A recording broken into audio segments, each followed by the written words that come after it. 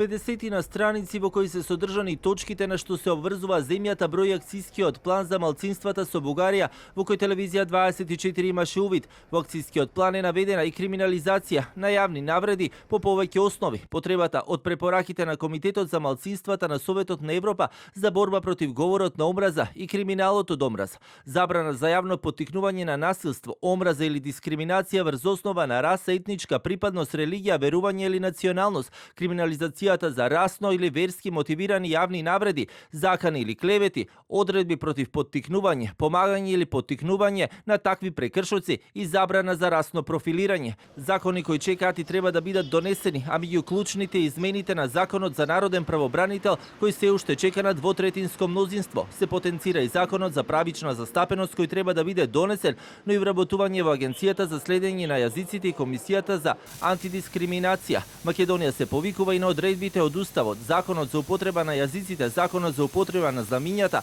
Комитетот за односи помеѓу заедниците, назначување на заменик на народен правобранител одговорен за говор на омраза, формирање на оддел за говор за омраза со посебен кадар во канцеларијата на народниот правобранител, што ќе постапува со предметите за говор на омраза. Во делот на судско-обвинителската фела се предвидува развивање на комплет алатки и организирање обуки за обвинители и суди и нивни асистенти за да ги зголемат нивните вештини за препознавање, истражување, кривично гонење, казнување и правилно внесување на податоците за предмети на дискриминација во системот за управување со предметите, вклучително и податоците за предметите на дискриминација на припадниците на заедниците. Во оваа насока се предвидува и континуирано следење на обвинителската и судската практика во предметите на дискриминација. Во делот на културата се предвидува подготовка и финансирање проекти за заштита на културно наследство на помалите немнозински заедници во согласно со Законот за култура и мислење на Советодавниот комитет, односно точка 52 од стандардите на УНЕСКО.